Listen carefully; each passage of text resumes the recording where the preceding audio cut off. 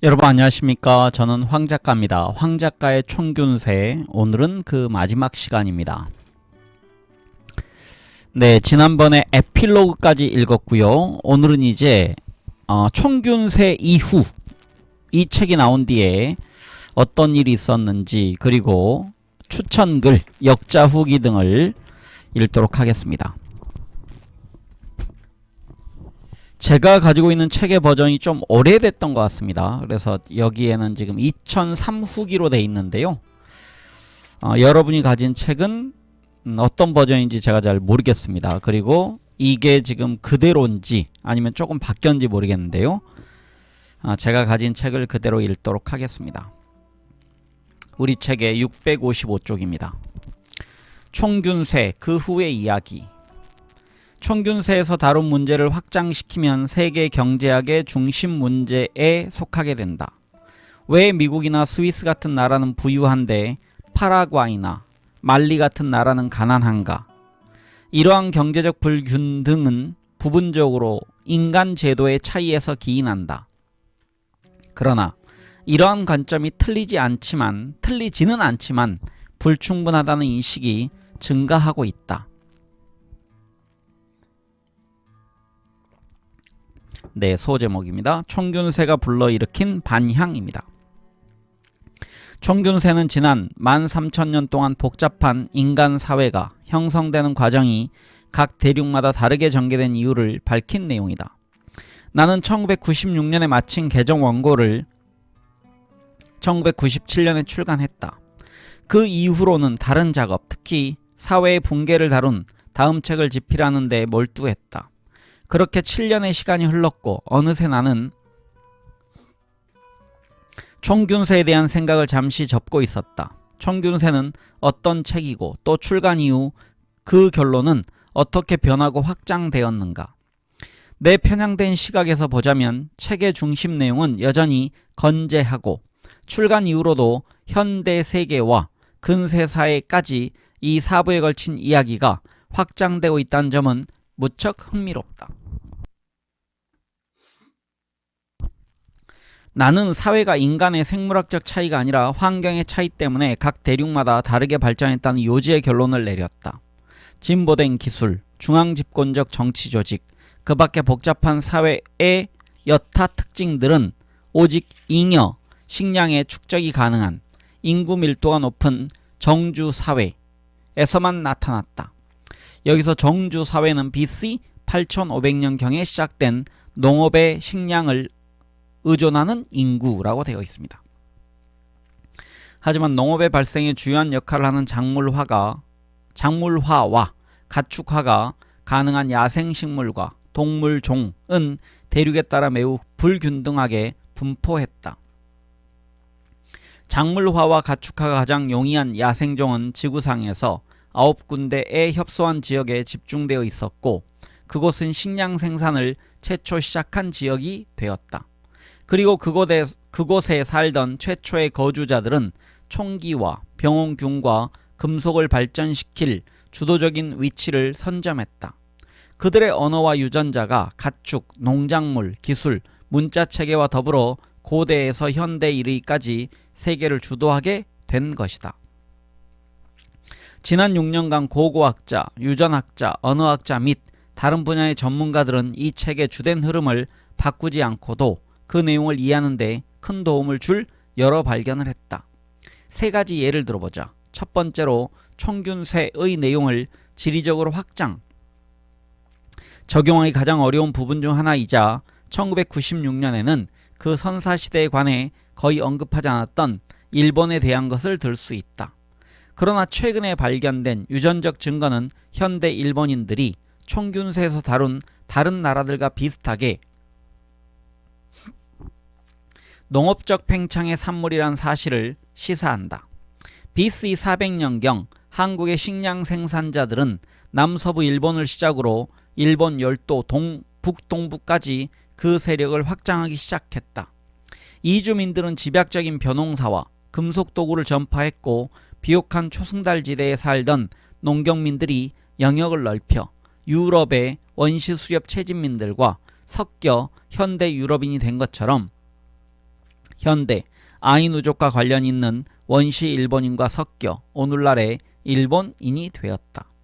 다른 예로는 멕시코의 옥수수, 콩, 호박류가 북동부 멕시코와 동부 텍사스를 통과하는 가장 직접적인 경로를 따라 동서부 미국으로 전해졌다고 하는 고고학자들의 기존 가설이다. 하지만 현재 이 경로는 농사를 짓기엔 너무 건조했다는 점이 점차 확인되고 있다. 대신 그 작물들이 좀 더 긴 경로를 거쳐 아나사지 사회의 발생을 촉발하여 멕시코에서 미국 남서부로 확산되었고, 이후 대평원의 계곡을 거쳐 뉴멕시코와 콜로라도에서부터 미국 남동부로 퍼졌을 거란 의견이 힘을 얻고 있다. 아나사지에 대한 설명입니다. AD 100년경부터 현대까지 이어지는 애리조나, 유타 등의 접경 지역에서 발달한 인디언 사회라고 되어 있습니다. 마지막 예로는 제10장에서 언급한 동서로 작물이 빠르게 전파된 유라시아 대륙과 한 작물 혹은 그와 연관된 작물이 남북축을 따라 느리게 전파되거나 반복적으로 재배되는 식으로 작물화가 진행된 아메리카 대륙과의 비교를 들 수 있다. 이 대비되는 두 가지 유형을 입증할 더 많은 예가 계속해서 발견되고 있다. 그러나 유라시아에서 가축화된 5종의 주요 포유류 대부분은 아메리카의 작물과 비슷하게 유라시아의 다른 지역에서 독립적인 가축화 과정을 반복적으로 겪은 것으로 밝혀졌다.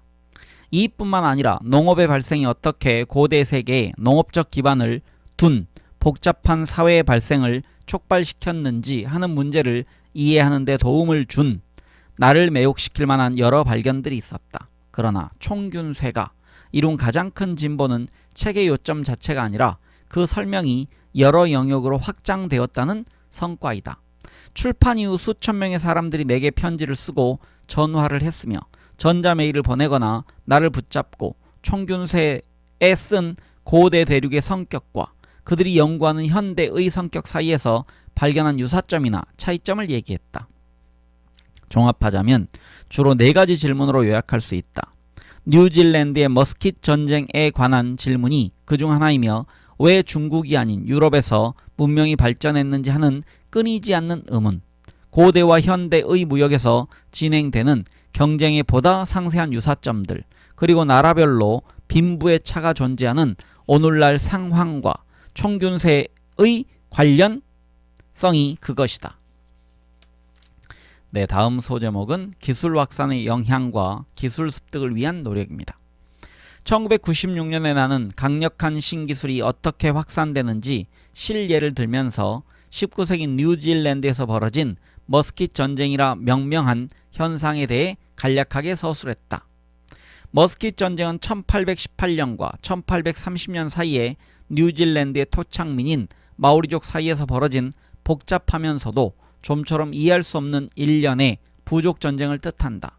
그들은 이전에는 돌이나 나무로 만든 무기로 싸웠지만 이때는 유럽에서 전해진 총기를 들고 싸웠다. 그 이후에 출간된 2권의 책은 뉴질랜드의 이 혼란스러운 시기에 대한 이해를 높이고 이를 좀 더 넓은 역사적 맥락에서 총균세와 관련성을 파악할 수 있게 도왔다. 1800년대 초에 유럽의 무역상과 선교사, 포경선단들은 마오리족이라고 알려진 폴리네시아 식량 생산자들과 어부들이 600년간 살아온 뉴질랜드에 드나들기 시작했다. 최초의 유럽 방문객들은 뉴질랜드 북단으로 모여들었고, 유럽인들과 가장 먼저 접촉할 수 있었던 북쪽의 마오리족들은 그렇게 해서 머스킷 소총을 먼저 획득했다. 그들에게 머스킷 소총은 그것을 가지지 못한 다른 부족에 비해 큰 군사적 이점을 주었다. 그들은 그 소총을 그들의 오랜 적인 이웃 부족들에게 보복하는 데 사용했다. 그들은 또한 명예와 노예를 얻기 위해 수백 킬로미터 떨어진 마오리 부족을 향한 원거리 습격이라는 새로운 유형의 전쟁에 머스킷 소총을 사용했다. 원거리 습격을 가능하게 하는데 머스킷 소총만큼이나 중요한 동력이 되었던 것은 유럽인들이 가져온 서아메리카 원산지인 감자였다. 감자는 고구마를 기본으로 하는 전통적인 마오리족의 농업 산출량에 견줄 때 식량 생산자 한 명이 1000제곱미터당 거두는 수확량이 훨씬 더 많았다. 감자가 들어오기 전까지 마오리족이 원거리 습격을 할 수 없었던 것은 오랫동안 집을 떠나 지내야 할 전사들의 식량 문제와 전사들이 떠난 후 집에 남아 있어야 할 여자와 아이의 식량 문제가 도사리고 있었기 때문이다. 그런데 감자가 도입되면서 그 문제가 해결된 것이다.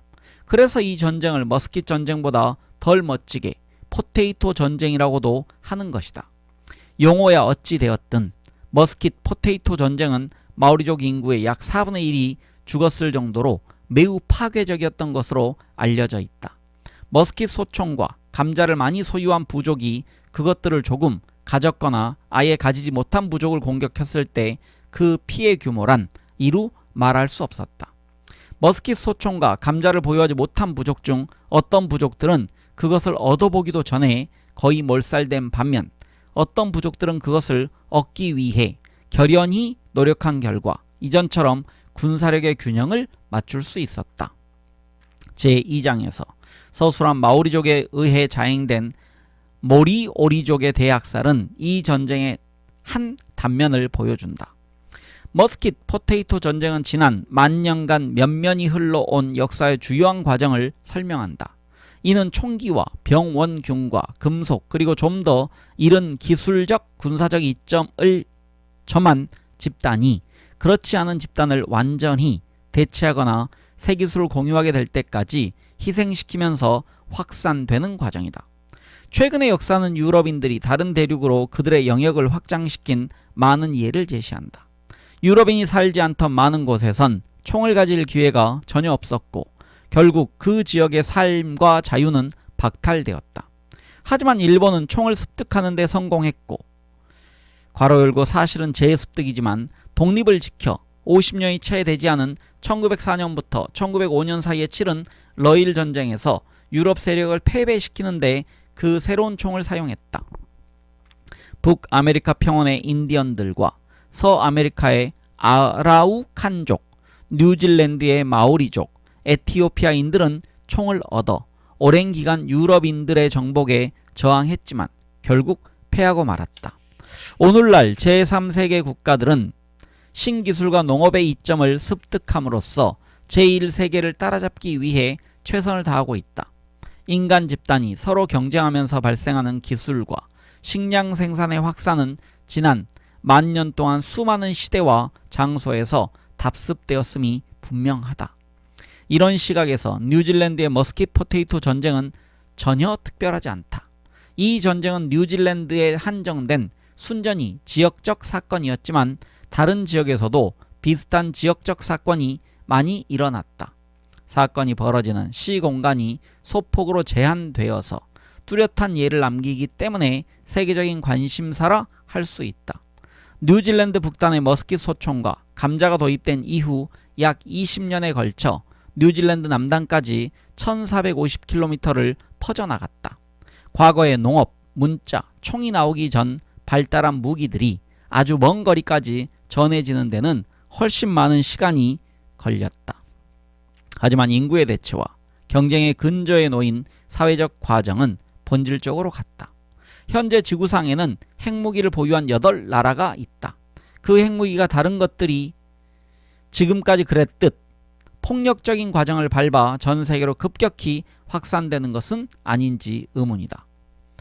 네, 다음 소제목은 왜 중국이 세계 정복하지 못했는가? 입니다.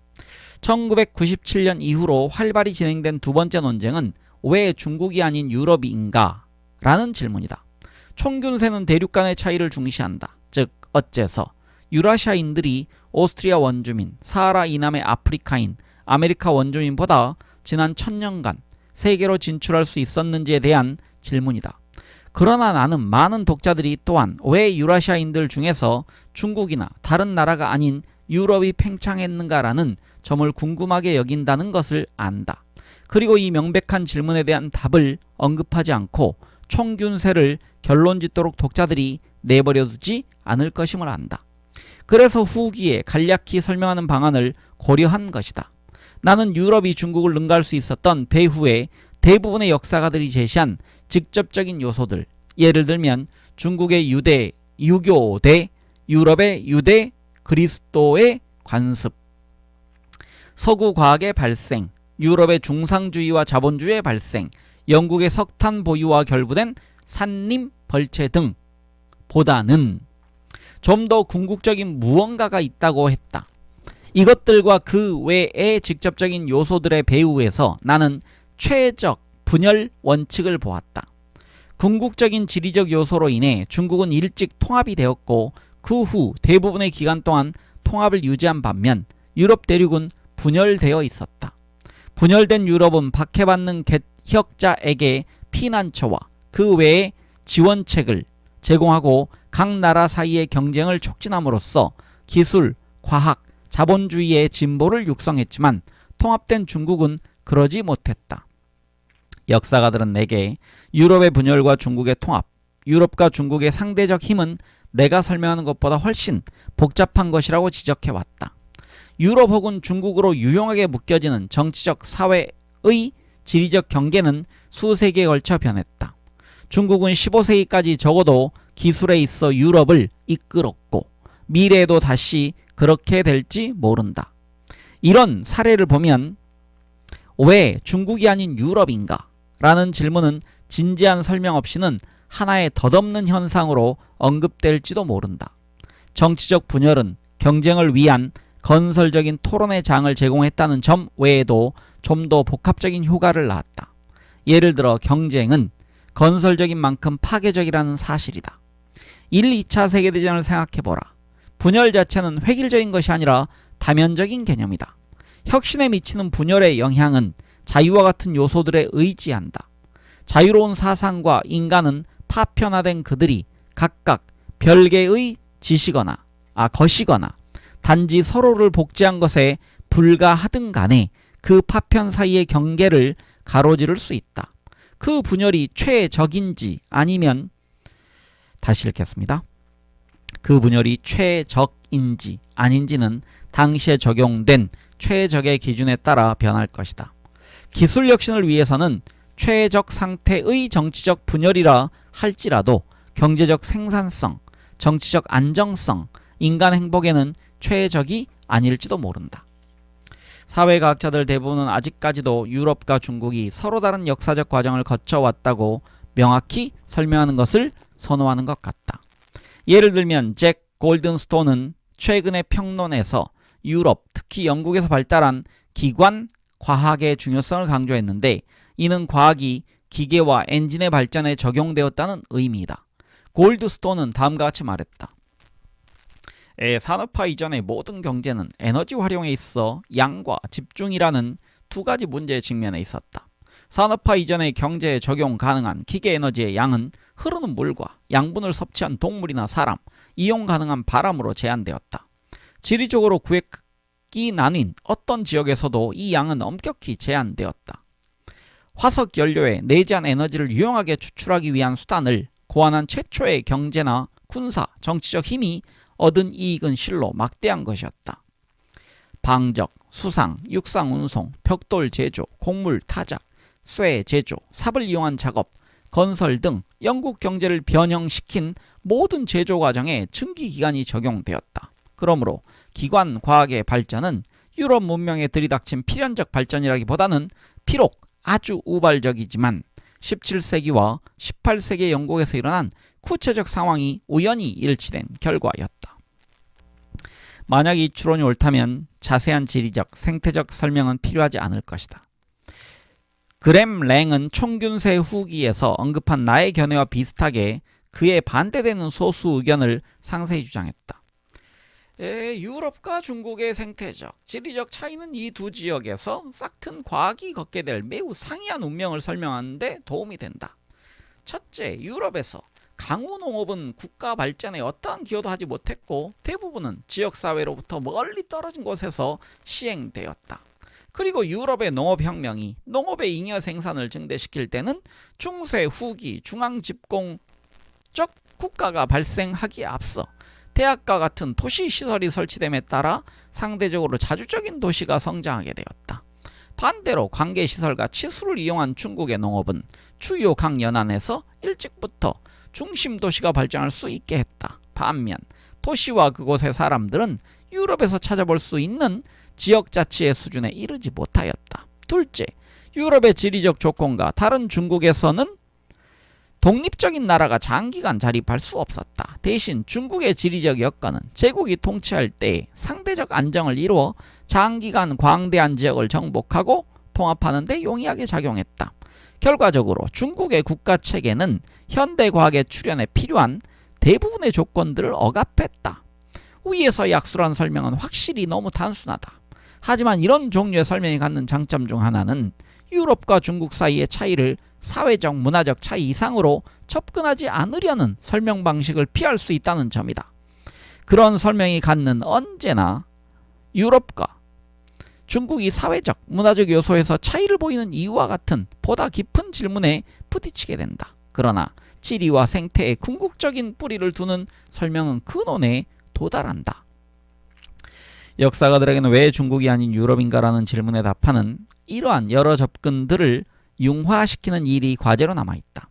그의 답은 오늘날 중국과 유럽을 최상의 방법으로 통치하는 데 중요한 영향을 미칠지도 모른다. 예를 들어 랭가나는 이렇게 생각한다. 만약 중국이 정치적 체계를 좀 더 분산시킬 수 없다면 1960년대와 1970년대에 몇몇 지도자들의 잘못된 판단으로 5년 동안 학교 제도를 철폐했던 문화 대혁명과 같은 재앙이 한때 빚어진 탈선에 그치지 않고 미래에 더 많은 재앙으로 다가올지도 모를 일이다. 반대로 오늘날 정치적 경제적인 통합을 꾀하고 있는 유럽은 지난 5세기 동안 누려온 번영을 뒷받침한 동기를 파괴하지 않기 위한 방법을 숙고해야 할 것이다. 네, 다음 소제목은 혁신을 가져오는 최적 조건입니다. 총균세가 던진 메시지의 세 번째 확장은 나로서는 가장 예상치 못했던 일이다. 이 책은 발간 직후 빌 게이츠 호평을 받았고 나는 총균세에서 논의한 전 인류 사회의 역사와 사업 집단의 역사 사이에서 유사점을 찾아낸 사업가와 경제학자들의 편지를 받기 시작했다. 그리고 그 서신들은 사람들의 단체와 조직적 사업체가 생산, 창조, 혁신, 부를 극대화하기 위한 가장 좋은 방법은 무엇인가 하는 광범위한 질문을 던졌다. 단체는 집중의 과정을 거쳐 극단적으로는 독재와 같은 방향으로 가야 하는가, 아니면 리더십을 와해하거나 무정부 상태를 추구해야 하는가, 인간 집단은 단일한 단체로 조직되어야 하는가, 아니면 여러 단체로 쪼개져야 하는가, 단체 사이의 의사소통은 개방해야 하는가, 혹은 비밀스러운 장막을 쳐야 하는가, 외부를 향해서는 보호주의적 관세 장벽을 세울 것인가, 아니면 자유경쟁의 사업을 노출시켜야 하는가. 이러한 질문들은 다양한 수준에서 다양한 집단을 위해 제기되고 전 세계 국가들의 조직화에 적용된다. 최상의 정부 형태는 독재 정치인가, 연방 체계인가, 완전한 무정부 상태인가에 대한 논의가 계속된다는 점을 기억해야 한다. 위의 질문은 같은 산업계에 종사하는 여러 회사 조직에 던질 수 있다. 최근 눈부신 성과를 거둔 마이크로소프트사와 반면에 먼저 성공했지만 뒤처진 듯 하다가 급진적으로 조직을 바꾸고 나서야 다시 일어선 IBM을 어떻게 설명할 수 있는가? 또한 각기 다른 산업지대에서 다양한 모습으로 일궈낸 성공을 어떻게 설명할 것인가? 내가 소년 시절 살았던 보스턴 부근에는 루트 128이란 산업단지가 있는데 그곳은 과학적 창조성과 상상력으로 세계를 이끄는 곳이었다. 하지만 현재 루트 128은 뒤처져 있고 지금은 실리콘밸리가 혁신의 중심에 서 있다. 실리콘밸리와 루트 128에서 상호 간에 맺은 사업관계 형태는 매우 다르고 이는 서로 다른 결과를 초래했다. 물론 일본, 미국, 프랑스, 독일 같은 나라들의 경제 생산성에는 잘 알려진 차이점이 존재한다. 그러나 실제로 같은 나라 안에서도 각 사업 영역의 생산성과 부 사이에는 큰 차이가 있다. 예를 들면 한국의 철강 산업은 미국과 동일한 효율성을 보이지만 한국의 다른 산업은 미국에 비해 뒤처진다. 한 나라 안에서 나타나는 생산성의 차이를 입증하는 한국의 산업 조직 간의 차이점은 무엇인가? 조직적 성공의 차이점에 대한 이들 질문에 대해서는 확실히 부분적으로 개인의 특성에 의존한다고 대답할 수 있다. 예를 들어 마이크로소프트의 성공은 확실히 빌 게이츠의 개인적 재능과 관계가 있다. 우수한 법인 조직이 있더라도 무능한 지도자가 이끌었다면 마이크로소프트는 성공할 수 없었을 것이기 때문이다. 그럼에도 불구하고 아직도 어떤 사람들은 다른 모든 사항이 같거나 그 외의 사항이 평균적이라면 인간단체는 어떤 형태가 최적이냐고 물을 것이다. 정균세 후기에서 중국, 인도, 유럽의 역사를 비교한 나는 모든 나라들의 기술적 혁신 양상을 적용시켜 봄으로써 이 질문에 대답할 수 있을 것이라고 생각한다. 책의 앞부분에서도 언급한 것처럼 나는 지리적으로 분열된 유럽에서는 정치적 집단 사이의 경쟁이 혁신을 자극한 반면 통합된 중국에서는 그러한 경쟁의 부재가 혁신을 주춤하게 했다고 추론했다. 그렇다면 유럽보다 정치적 분열의 정도가 더 심하면 더 좋아질 수 있었을까? 아마도 아닐 것이다. 인도는 지리적으로 유럽보다 훨씬 더 분열되어 있었지만 기술적으로는 덜 혁신적이었다. 나는 이를 보며 최적 분열의 법칙을 연상했다. 즉, 혁신은 분열이 최적에서 중간 정도에 머문 사회에서 가장 빠르게 일어나고 지나치게 통합되어 있거나 너무 분열된 사회에서는 불리하게 작용한다는 것이다. 이 추론은 세계의 각 나라와 산업의 경제 비교 연구를 수행하는 워싱턴 DC에 위치한 선도적인 자문회사 맥킨지 글로벌 연구사의 빌 루이스와 다른 경영진을 생각나게 했다. 그들 경영진은 그들의 사업 경험과 나의 역사적 추론 사이에서 발견한 유사점의 감명을 받아 수백 명의 동업자에게 총균세의 사본을 보냈고 나에게는 미국, 프랑스, 독일, 한국, 일본, 브라질 등의 경제에 관해 그들이 작성한 보고서, 사본을 보냈다. 그들은 또한 혁신 촉진을 위한 경쟁의 역할과 적절한 단체의 크기를 연구했다. 내가 맥킨지의 실무진과 나눈 대화와 그들의 보고서에서 추출한 결론을 쓰도록 하겠다. 미국인들은 종종 독일과 일본의 산업 생산성이 미국의 산업을 능가할 정도로 대단히 효율적이라는 환상을 가진다. 하지만 실제로는 사실이 아니다. 미국의 모든 산업 분야의 생산성은 평균적으로 일본이나 독일보다 높다. 그러나 중요한 것은 그 평균 수치가 조직의 차이와 관련해 각 나라의 산업 사이에 커다란 차이점을 보인다는 사실이다. 그 차이는 매우 의미가 있는데 독일의 맥주 산업과 일본의 식품 가공 산업을 보고한 맥킨지의 사례 연구에서 두 가지 예를 들어보겠다. 독일의 맥주는 정말 맛이 있다. 아내와 내가 독일을 방문하려고 비행기에 오를 때마다 우리는 빈 여행 가방을 하나 가져간다. 거기에 독일 맥주를 넣어서 미국으로 돌아와서는 그 다음에 내내 마시기 위해서다.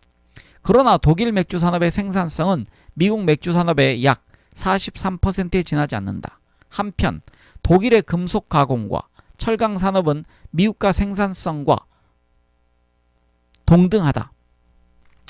여기서 좀 잘못된 것 같습니다. 미국의 생산성과 동등하다 그래야 되는데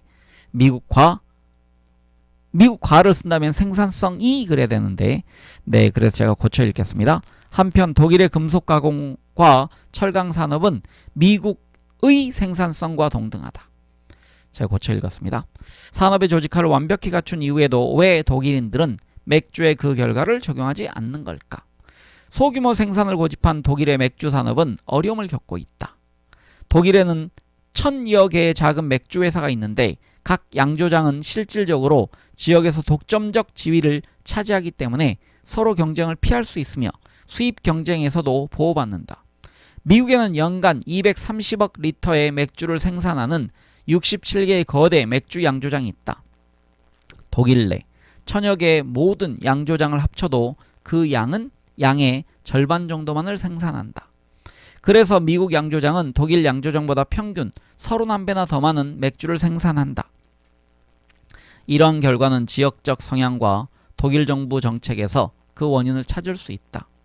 맥주를 즐기는 독일인들은 자신들의 지역 상표를 매우 자랑스럽게 여기기 때문에 버드와이저나 밀러, 쿠어스 같은 국가 브랜드가 없다. 대부분의 독일 맥주는 양조된 공장에 50km 내에서 소비되기 때문에 독일의 맥주 산업은 규모의 경제로 이익을 창출할 수 없다. 다른 사업에서처럼 맥주 사업에서도 생산 단가는 규모에 비례해 크게 떨어진다. 맥주를 만들기 위해 더 많은 양을 냉장 보관할수록 맥주병을 채우는 작업 라인이 길어지고 맥주를 제조하는 가격은 낮아진다.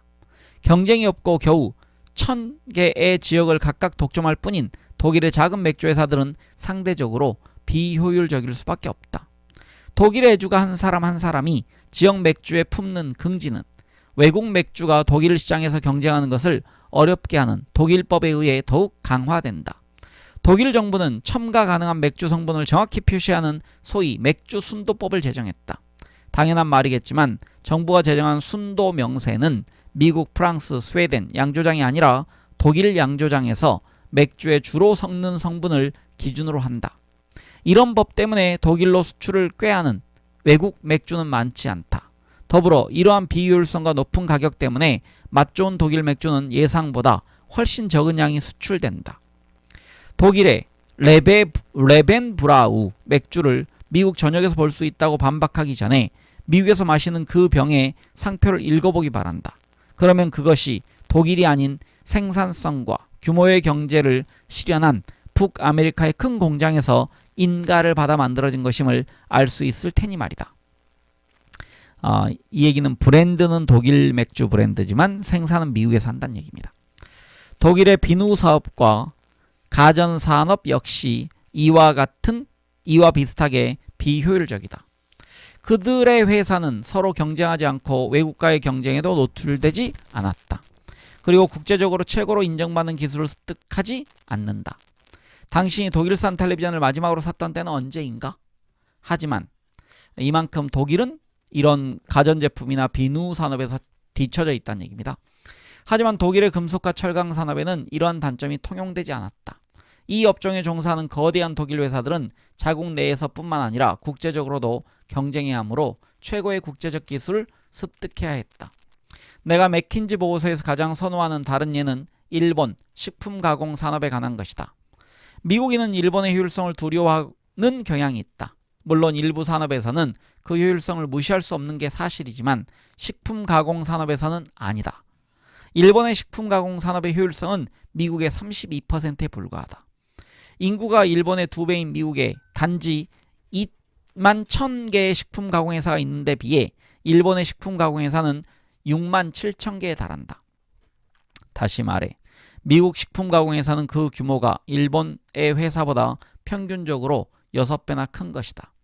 왜 일본의 식품 가공 산업은 독일의 맥주 산업처럼 지역에서 독점적 지위를 점하는 작은 회사들로 구성되는가? 기본적으로 지역적 성향과 정부의 정책이라는 두 가지 이유가 있다. 일본인은 신선한 음식을 광적으로 좋아한다. 미국의 슈퍼마켓에서 파는 우유의 유통기한은 하루이다. 나와 아내의 일본인 사촌 한 명과 함께 도쿄의 슈퍼마켓에 들렀을 때 우리는 일본의 우유 유통기한이 3일로 기재된 것을 발견하고 놀라지 않을 수 없었다. 우유가 제조된 날짜, 슈퍼마켓에 도착한 날짜, 그리고 유통기한 하루를 합해 3일이었던 것이다. 일본에서는 아침에 상점으로 보낸 우유가 오늘의 우유로 분류될 수 있도록 항상 자정해서 1분이 지난 후에 우유를 생산하기 시작한다. 만약 우유가 11시 59분에 생산되었다면 용기의 날짜는 그 우유가 전날 만들어진 것으로 표시되어야 하기 때문에 일본 소비자들은 누구도 그것을 사려고 하지 않을 것이다. 결과적으로 일본의 식품 가공 회사는 지역 독점의 이득을 본다. 우유를 수송하는데 하루나 이틀이 걸리게 되면 소비자의 눈에 치명적인 단점으로 비치기 때문에 일본 북부의 우유 생산자는 일본 서부에서 그 지역의 우유 생산자와 경쟁할 수 없다. 이런 식의 지역 독점은 일본 정부에 의해 강화된다. 일본 정부는 검역 격리 기간 열흘을 포함한 여러 제한을 둠으로써 외국산 가공식품 수입을 방해한다. 하루로 표시된 음식도 피하는 일본 소비자들이 열흘이나 된 식품을 어떻게 느낄지 상상해보라. 그러므로 일본의 식품 제조 회사들은 자국이나 해외 업체들 간의 경쟁에 노출되지 않는다. 따라서 일본 업체들은 국제적으로 통용되는 최상의 식품 제조 방식을 배우지 않는다. 그 부분적인 결과로 일본의 식료품 가격은 매우 높다. 최상품 소고기가 1kg당 400달러이고 닭고기는 1kg당 50달러에 이르니 말이다. 일본의 다른 산업은 식품 가공업과는 매우 다른 조직 양상을 보인다. 예를 들어 일본의 철강, 금속, 자동차 부품, 카메라, 가전제품 업체들은 지독한 경쟁을 해서 미국 회사에 비해 생산성이 높다. 하지만 일본의 비누, 맥주, 컴퓨터 산업은 식품 가공 산업처럼 경쟁에 노출되지 않기 때문에 최상의 기술을 적용하지 않고, 따라서 미국의 유사 산업보다 생산성이 낮다. 당신이 집 주위를 한번 둘러보라. 텔레비전이나 카메라, 차는 일본제가 쉽게 눈에 띄지만 컴퓨터와 비누는 그렇지 않을 것이다. 마지막으로 미국 내 여타 산업지역이나 사업과 비교해 이 교훈을 적용해보자.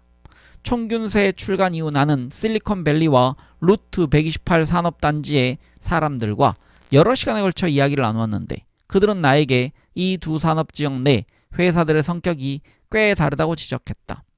실리콘밸리는 서로 맹렬하게 경쟁하는 다수의 회사들로 이루어졌지만 각 회사 사이에는 아이디어와 사람, 정보가 자유롭게 흘러 서로 협력하는 일이 많다고 한다. 반대로 루트 128에 위치한 사업체는 일본의 우유 회사들처럼 서로 훨씬 더 많은 비밀과 장벽을 만든다고 들었다. 마이크로소프트와 IBM의 차이는 무엇일까? 총균세가 나온 후 나는 마이크로소프트에서 친구들을 사귀었고 회사 특유의 조직에 대해 알게 되었다. 마이크로소프트는 부서 간의 의사소통이 자유롭고 5명에서 10명으로 구성된 여러 부서는 치밀하게 관리되지 않는다. 그들에겐 그들만의 생각을 추구할 수 있는 상당한 자유가 허용되는 것이다. 본질적으로 경쟁이 잦고 반독립적인 여러 부서로 나누어진 마이크로소프트의 독특한 구조는 폐쇄적인 조직 구조로 인해 몇 년 전까지만 해도 경쟁력의 손실을 초래한 IBM과 대조적이다. 그 후 IBM은 기존의 조직을 획기적으로 바꿀 새로운 최고 경영자를 영입해 현재는 마이크로소프트의 조직과 좀 더 비슷해져 결과적으로 혁신을 가져왔다. 이 모두는 단체 조직에 관한 일반적인 원리를 추출해낼 수 있을지도 모른다는 점을 시사한다. 만약 당신의 목표가 혁신과 경쟁의 가능성이라면 당신은 과도한 통합이나 개별화를 원치 않을 것이다. 대신 당신의 나라, 산업지역, 회사가 상대적으로 자유롭게 의사소통하면서 서로 경쟁할 수 있는 50개 주가 각각 고유한 경쟁력을 갖추고 있는 미국의 연방정부 체계와 같은 단체로 나눠지기를 원할 것이다. 네, 다음 소제목은 인과율의 사슬 속에서 효과를 내는 제도입니다. 총균세에서 다룬 문제들을 확장시키면 세계 경제학의 중심 문제 중 하나에 속하게 된다. 왜 미국이나 스위스 같은 나라는 부유한데 파라과이나 말리 같은 나라는 가난한가? 세계에서 가장 부유한 나라들의 1인당 국민 총생산은 가장 빈곤한 나라들보다 100배나 더 많다. 이는 경제학 교수들이 해결해야 할 고용에 관한 이론 중 자극적인 질문에 불과한 것이 아니라 중요한 정책적 시사점이기도 하다. 만약 우리가 그 답을 알아낼 수 있다면 빈곤한 나라들은 그들을 가난하게 하는 요소를 바꾸고 부유한 나라로 만드는 조건을 채택하는 데 집중할 수 있을 것이다. 확실한 답 하나는 그러한 경제적 불균등이 부분적으로 인간 제도의 차이에서 기인한다는 점이다. 가장 명확한 증거는 근본적으로 동일한 환경인데도 불구하고 매우 다른 제도 때문에 1인당 국민 총생산이 차이나게 된 네 쌍둥이 나라에서 찾아볼 수 있다. 이들은 남한과 북한, 서독과 동독, 도미니카 공화국과 아이티, 이스라엘과 아랍 주변국들인데 비교를 통해 명백한 예를 들 수 있다. 각 쌍에서 먼저 예시한 부유한 나라들을 설명할 때는 자주 거론되는 여러 훌륭한 제도들이 있는데 효과적인 법률 체계와 계약 집행, 사유재산권 보호, 부패의 부재, 낮은 암살 빈도, 무역과 자본 흐름의 개방성, 투자를 위한 장려 등이다. 이러한 좋은 제도들은 당연히 국가 사이의 빈부격차를 설명할 부분적인 대답이 된다.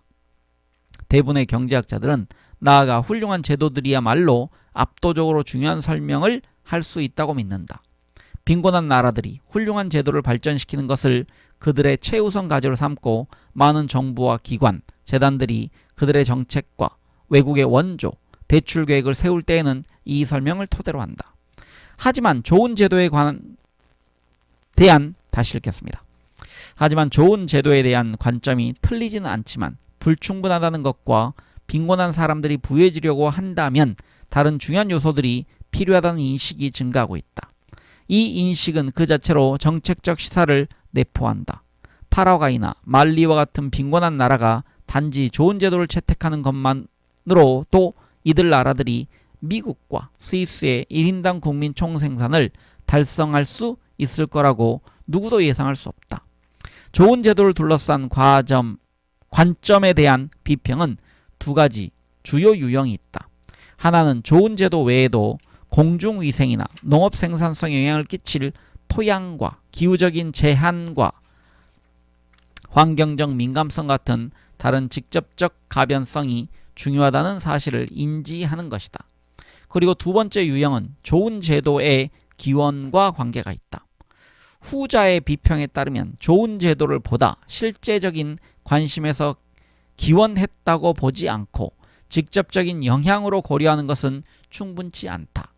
좋은 제도란 동등한 개연성이 확보되어 덴마크나 소말리아 같은 지구상 어느 곳에서라도 갑자기 나타날 수 있는 임의의 변수가 아니다. 대신 나는 좋은 제도란 지리에 근거한 근본적 원인에서 출발해 제도를 형성할 직접적인 의존 변수들끼리 긴 역사적 연결고리 속에서 발생해온 것이라고 보았다.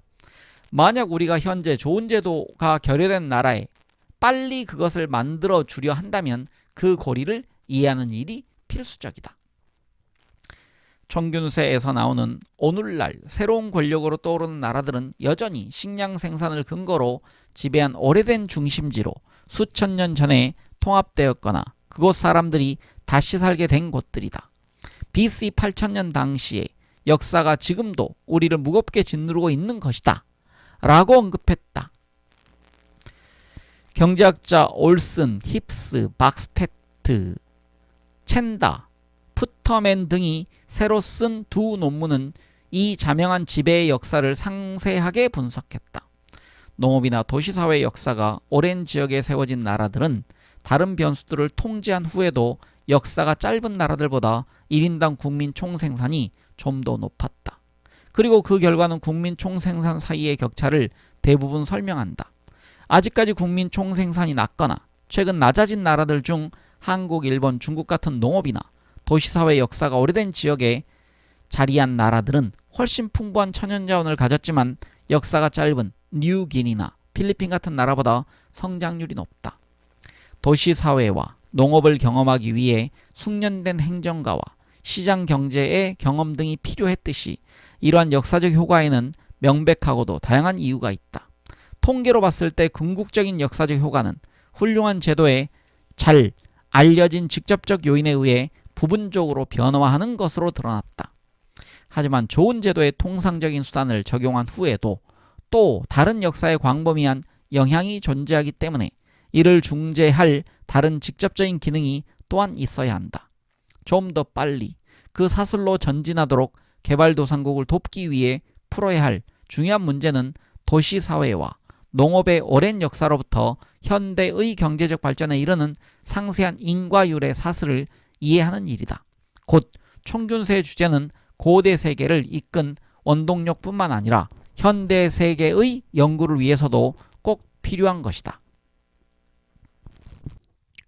네, 다음 페이지는 674쪽입니다. 증보판에 붙여 일본인의 조상은 한민족인가? 일본인의 조상이 한인이라는 학설은 독창적인 것은 아니다.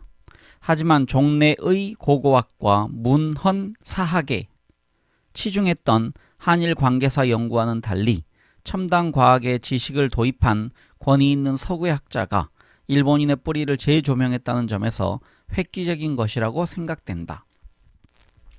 임홍빈 문학사상 편집 고문. 네, 소제목입니다. 1998년 디스커버지에 발표된 원 논문과 특별 증보면의 차이. 내가 문화일보의 편찬위원으로 신문 제작의 자문 역할을 하며 정기적으로 칼럼을 쓰고 있던 1998년 여름 세계적인 과학 권위지 디스커버지에서 놀랄만한 특집 논문을 발견했다. 제3의 침팬지와 총균세 그리고 섹스의 진화 등 인류 진화에 관한 과학서적으로는 드물게 세계 여러 나라에서 베스트셀러가 된 저작들을 잇따라 발간, 세계적으로 명성을 떨친 과학자 제레드 다이아몬드의 일본인의 뿌리라는 논문이었다. 그 논문의 요지는 오늘의 일본인은 2400년 전 한반도에서 대량으로 이주한 한민족의 후예이며 일본어는 한반도에서 통용되던 고구려어가 변형된 거라는 것이었다. 그는 오늘의 남북한에서 쓰는 말은 고구려어보다 신라어에 가깝고 다고 이 글에서 언급했다. 종전의 한일 양국의 역사학자들이 발표한 한일 관계 이론 가운데 서지학적 근거를 토대로 한 한일 두 민족의 뿌리에 관한 학설은 적지 않았지만 다이아몬드 교수처럼 서구의 저명한 권위자가 과학적 근거를 제시하고 직설적으로 단정적으로 일본인의 뿌리를 추적한 논문은 처음 있는 획기적인 것이라고 평가됐다. 결국 오늘의 일본인은 한국인 이민자들의 후예이며 오늘의 일본은 많은 영국인들이 아메리카 대륙으로 이민하여 미국을 세운 것처럼 2400년 전 한반도에서 일본으로 건너간 한국인의 조상들이 세워 발전시킨 나라라는 다이아몬드의 학설은 선민의식이 강한 일본인들로서는 무척 자존심이 상할 만한 글이었다. 한일 간의 불화관계를 잘 아는 다이아몬드 교수는 이 논문 끝에 이러한 결론은 일본과 한국 양국이 최근 서로에 대한 감정이 좋지 않은 탓에 어디에서도 인기를 끌만한 주장은 아닌 것 같다 고 덧붙이기도 했다. 나는 이 글이 발표된 이후 당연히 일본 쪽에서 신문 잡지는 물론 단행본을 통해 그에 대한 반론이 제기될 것이라고 예상하고 한동안 유심히 그 반응을 지켜보았다. 그러나 내가 아는 한 그 다이아몬드의 학설에 관한 일본 쪽 반응은 찬반 양당 간에 전혀 찾을 수 없었다. 자국의 중요한 국익이나 민족적 자존심에 관계되는 국제적인 주장에 대해서는 거의 조건 반사적인 반응을 나타내곤 하는 일본의 매스미디어가 이 글에 대해 침묵을 지켰다는 건 매우 이례적이라고 생각되었다. 그 당시 AP통신 등 여러 통신들에서도 다이아몬드 교수의 논문을 발췌 보도했던 만큼 일본 학계에도 널리 알려졌을 법한데 반응이 없었던 것은 아마도 반론의 여지가 없었던 것이 아닐까 하고 나는 생각했다. 나는 이 논문을 입수해서 읽고 다이아몬드 교수에게 편지를 보내어 매우 감명 깊게 그 글을 읽었으며 내가 주재하는 문학사상 잡지에 번역 게재하도록 허락해 줄 것을 요청했다. 그러자 제레드 다이아몬드 교수는 곧 자신의 저서 총균쇠에 정리한 논문을 추가로 실어 개정판을 발행할 예정이니 그때까지 기다려달라는 회답을 보내왔다. 그 후 수년 동안 나는 그 글에 관한 생각을 잊고 있다가 최근에 문득 그 한일 쌍둥이론이 떠올라 다시 다이아몬드 교수에게 그 논문에 관한 연구 과정과 그 후속적 연구 성과에 대해 문학사상지의 특별 기고를 요청했다. 다이아몬드 교수는 바로 회답을 보내 얼마 전 그의 저서 총균세에 그 논문을 수록했다는 사실을 알려주었다. 그 글을 처음 디스커버지에 발표했던 논문과 비교해 본 결과 약간 보완된 점 외에는 그 주요 논지는 거의 달라진 점이 없다는 것을 알 수 있었다. 다만 일본인들의 비위를 거스를 수 있는 단정적이고 직설적인 부분의 주장을 부드럽고 완곡한 표현으로 바꾼 부분이 눈에 띄었다. 아마도 공개적인 괄목할 만한 논박전은 없었지만 일본 쪽의 비공개적인 항의나 반론을 염두에 둔 때문인지도 모른다. 참고로 내가 이 논문의 요지를 소개하고 그 의미를 분석한 1998년 8월 15일자 문화일보 칼럼을 여기에 실어 애초에 디스커버지에 실렸던 논문과 이 책 특별 증보면에 수록된 글의 내용을 비교해 보았으면 한다. 네, 실린 이제 글입니다. 한일 쌍둥이 이론의 의미. 인류 진화에 관한 연구 분야의 권위자로 알려진 제레드 다이아몬드 박사가 최근 일본인의 조상은 한인, 코리안이라고 발표 큰 관심을 갖게 하고 있다. 그는 미국의 과학 전문 잡지인 디스커버 6월호에 일본인의 뿌리, 제페니스 루츠라는 제목을 단 특별 기고에서 현대의 일본인은 기원전 4세기경에 벼농사 기술을 갖고 한반도에 건너간 한인들의 후예라고 강조했다. 그 근거는 체질 인류학과 고고학 그리고 고고 언어학적 연구 성과를 종합 분석한 실증적 연구라고 지적했다. 한일이 일본인의 조상이라는, 다시 읽겠습니다. 한인이 일본인의 조상이라는 제1증거는 일본인이 한국인과 외모가 너무 비슷하고 유전자가 같다는 데 있다. 제2의 증거는 언어학적 관점에서 같은 우랄 알타이 어족의 독특한 한일 두 언어의 공통점과 특징에 비추어 일본어는 집단 이민한 한인들이 쓰던 당시에 고구려 말이 변화한 것이라고 추정했다. 제3의 증거는 일본의 고대 조각상은 수염이 덥수룩한 아이누족이 아니라 동아시아인 즉 한인들을 묘사한 것이 분명하다고 주장했다. 필자인 다이아몬드 박사는 캘리포니아 주립대학 즉 UCLA 교수이며 인류의 진화와 그 장래 예측을 연구과제로 삼고 있다. 그는 복합 과학적 시각에서 인류의 진화 과정과 어두운 미래를 예언한 제3의 침팬지와 인류 문명의 불평등의 원인을 집대성한 총균세 등 세계적인 베스트셀러의 저자로도 유명하다. 우리나라에도 번역 소개된 그 두 권의 저서는 모두 영국의 과학도서 대상을 받았고 후자는 미국의 퓰리처상을 받았다. 일본인의 조상이 한인이란 학설은 그의 독창적인 것은 아니다. 하지만 서구의 학계에서 어느 정도 정착된 여러 학설을 비교한 끝에 자신의 과학적 연구를 토대로 결론을 내렸다는데 중요한 의미가 있다. 또한 종래의 고고학적 문헌사학에 치중됐던 한일 관계사 연구와는 달리 첨단 과학의 지식을 도입한 권위 있는 서구의 학자가 일본인의 뿌리를 재조명했다는 점에서 획기적인 것이라고 생각된다. 그는 한국도 자기 주장을 별로 반가워하지 않겠지만 일본에선 아주 불쾌한 거부 반응을 나타낼 것을 알고 있다면서 이렇게 글의 끝을 맺고 있다.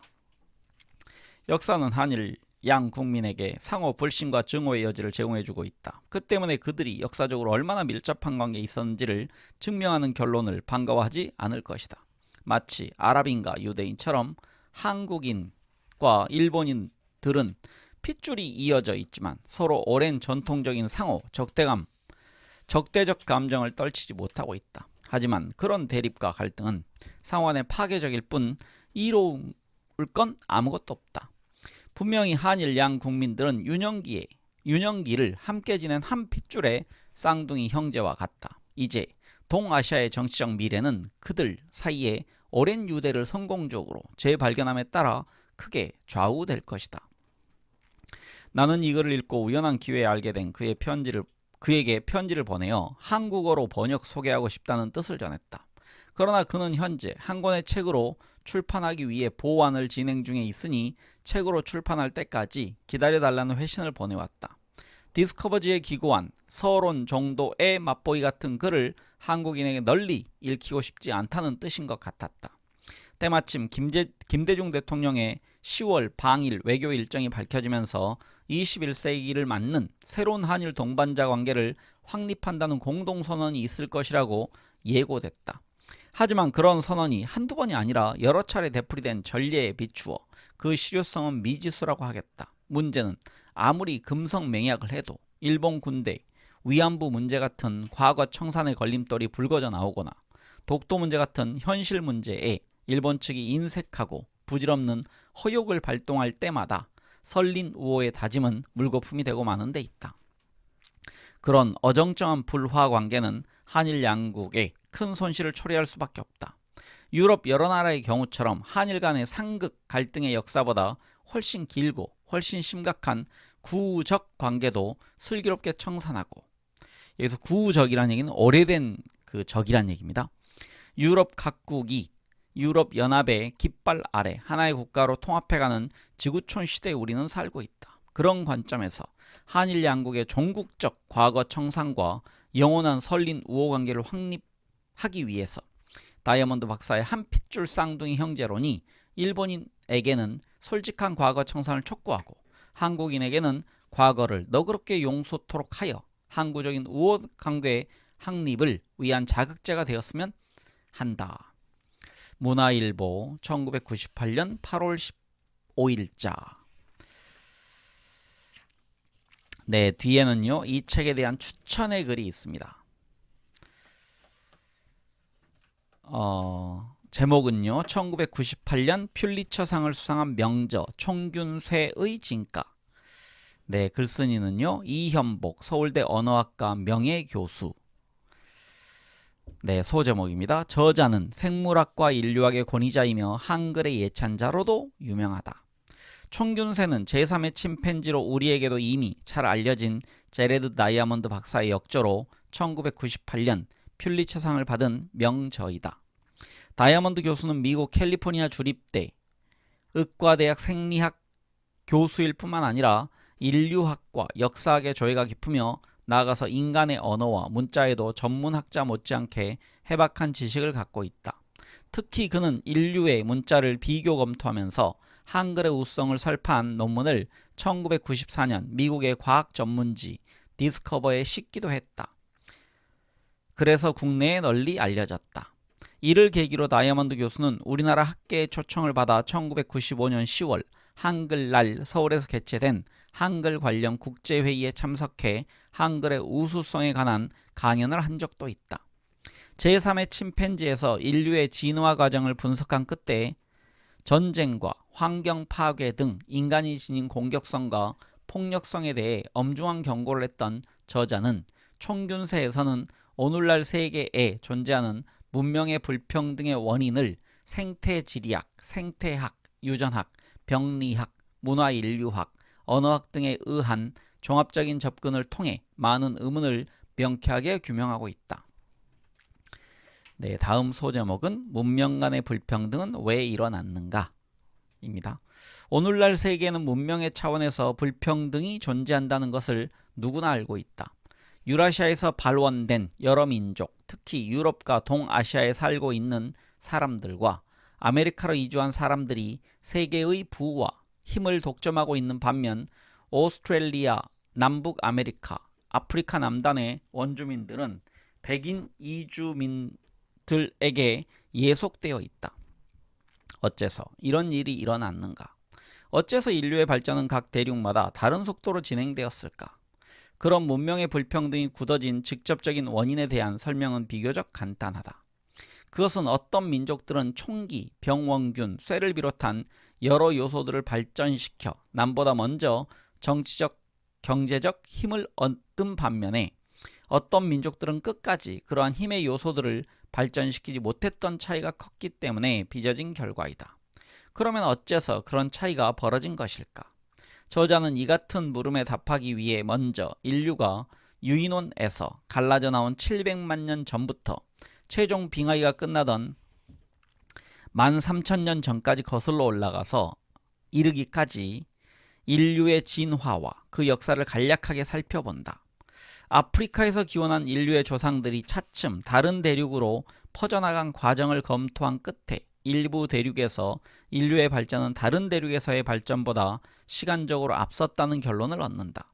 저자는 또 지난 13,000년에 걸쳐 각 대륙의 환경이 역사에 미친 영향을 폴리네시아를 모델로 삼아 탐구하여 주목을 끈다. 즉 3200년 전에 태평양 일대로 진출해 처음에는 단 하나의 사회에서 출발했던 폴리네시아인들이 환경이 제각기 판이하게 다른 섬들에서 수천 년 동안 살아오는 과정에서 각각 수렵체진민 부족이나 원시 제국 등 각양각색의 파생사회를 낳게 된 과정을 알기 쉽게 잘 서술하고 있다.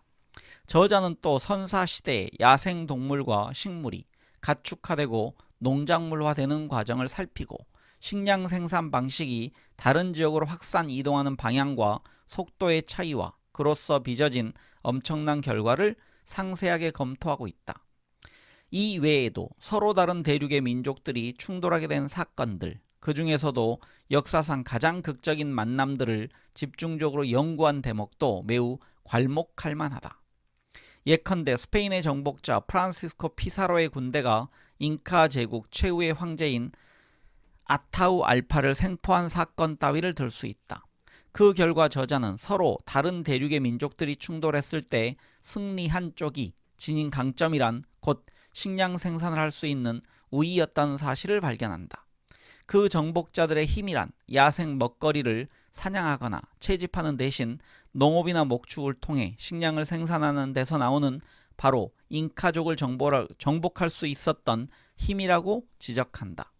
잉카인들을 정복한 스페인 군대의 힘인 병원균, 말, 문자, 정치 조직, 기술, 특히 무기와 선박 제조술 등이 농업이나 목축으로 얻은 풍부한 식량의 여유에서 비롯되었다는 주장이다. 네, 다음 소제목입니다.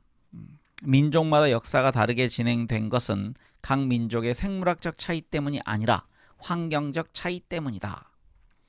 그렇다면 어떤 민족들은 총기, 병원균, 쇠를 비롯한 여러 요소들을 발전시켜 남보다 먼저 정치적, 경제적 힘을 얻었는데 왜 어떤 민족들은 그러지 못하고 정복과 지배의 대상으로 전락하고 말았는가?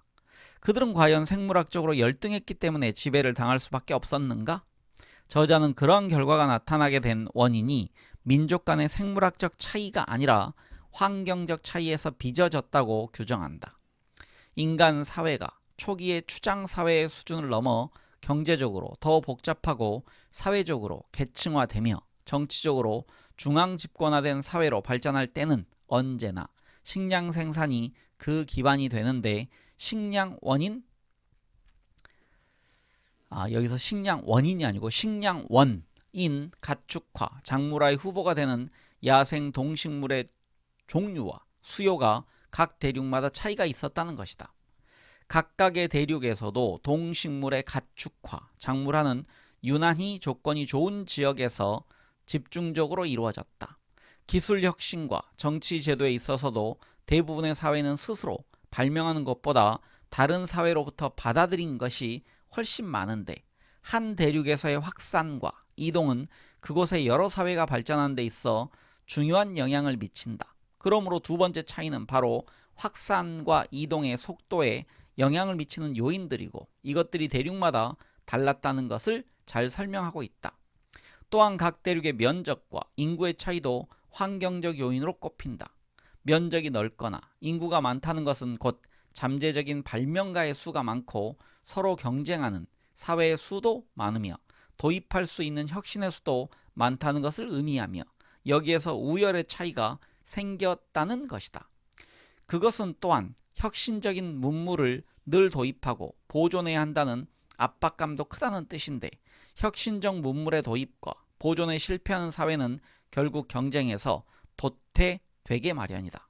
그러므로 선사시대로부터 환경적으로 유리한 지역에서 살게 된 우연히 오늘날 문명의 우열을 가리게 되었다는 것이다. 따라서 저자는 만일 남북 아메리카와 아프리카 남단의 원주민과 유라시아의 민족들이 선사시대 때부터 거주 지역이 바뀌었더라면 오늘날의 사정은 정반대가 되었을 것으로 단정한다. 이는 인류의 역사와 문명을 분석하는 데 있어 대단히 흥미롭고 의미 있는 관점이라고 하지 않을 수 없으며 문명의 불평등 기원론으로서 획기적인 명조로 널리 추천한다. 네, 이렇게 추천의 글을 읽었고요. 이제 마지막입니다. 이 책의 마지막 옴기니의 글입니다. 인류 문명의 불평등에 대한 수수께끼 풀이 김진준 번역 문학가라고 되어 있습니다. 이 책을 옮긴 분입니다. 자연과학자의 시각으로 규명한 인류 문명의 불평등 원인이라는 소제목입니다. 대학 시절 문화인류학을 수강할 때 한동안 나를 사로잡았던 화두가 있다. 주지하다시피 문화인류학의 기본 명제는 문명에는 우열이 있으나 문화에는 우열이 없다는 것이다. 그렇다면 그 문명의 우열은 어떻게 생겨났을까? 오늘날의 세계는 어떤 과정을 거쳐 지금과 같은 구도를 이루게 되었으며 어째서 문명의 발달 속도는 각 대륙과 지역마다 달랐을까? 나는 감히 인류 문명의 불평등이 야기된 원인을 규명하고 싶었던 것이다. 그러나 그와 같은 거대한 주제는 인문학을 전공한 내 한계를 크게 뛰어넘는 것이었고 나름대로 몇 가지 막연한 가설을 세워보기도 했지만 역부족이었다. 그런데 이제 세계적인 석학 제레드 다이아몬드가 25년에 걸쳐 연구한 결과가 내 앞에 놓여 있다. 제3의 침팬지에서 인류는 과연 멸망하고 말 것인가 라는 인간 역사에 대한 도전적인 질문을 제시했던 그가 이번에는 인류 문명의 문제에 초점을 맞추었다. 처음에 나는 별다른 사전 정보 없이 원서의 서문을 읽다가 무릎을 탁 쳤다. 이거다. 바로 이것이 내가 알고 싶어 했던 문제다. 자연과학자의 시각으로 규명한 인류 문명의 불평등에 대한 해답은 과연 무엇일까? 네, 다음 소제목은 인류 문명의 기원과 역사에 대한 명쾌한 해답과 새로운 통찰력입니다. 저자는 세계 문명의 기원에 대해 설명하면서 농업, 기술, 문자, 정치, 종교 등을 아우르는 인류사에 대한 포괄적인 이론을 제시했다. 그러나 이 방대한 책은 결코 지루하지 않다. 생태학, 진화 생물학, 문화 인류학, 언어학, 고고학을 중심으로 흘러나오는 이 이야기들은 흥미진진한 추리소설을 읽듯 혹은 퍼즐을 풀듯 가벼운 마음으로 읽어도 좋을 정도다. 독자를 유쾌한 역사 여행으로 이끌고 가는 저자는 인류 사회의 다양한 운명은 어디에서 비롯되는가 라는 문제를 제기하며 인류사에 대한 새로운 관점과 통찰력을 불러일으키고 있다. 이 책에서 문명의 발전 속도가 각 대륙마다 달라질 수밖에 없었던 요인, 인류사의 흐름에 지배적인 영향을 미친 여러가지 요인들에 관해 광범위하게 다룬다. 이 책은 다양한 학문 분야에 걸친 오랜 연구 끝에 인류사를 철저하게 분석한 20세기가 낳은 중요한 과학 저술의 하나로 손꼽힐 것이다. 13,000년에 걸친 인류 문명 발전사의 엄청난 이론들을 일반인도 쉽게 읽을 수 있도록 정리했다는 점에서 칼 세이건이 대중에게 널리 우주과학을 소개했던 코스모스에도 비견할 만하다고 생각한다. 이렇게 탁월한 저서를 번역하기 위해 2개월에 가까운 준비 기간이 필요했고 번역 중에도 여러 차례 서점을 누벼야 했으며 오랫동안 잊고 있었던 수십 권의 책을 꺼내 먼지를 털어야 했고 인터넷의 바다를 종횡무진 헤매야 했다. 그러나 그만큼 보람도 크다. 내 여름과 가을 그리고 겨울을 몽땅 잡아먹은 이 탐욕스러운 책을 독자들에게 떠나보내며 지나간 나의 수백만 년이 머리 한구석에 조용히 숨쉬고 있음을 느낀다. 이 책이 독자들의 손에 전해지기까지 온갖 정성을 다 쏟은 문학사상사 여러분께 경의와 감사의 마음을 보낸다.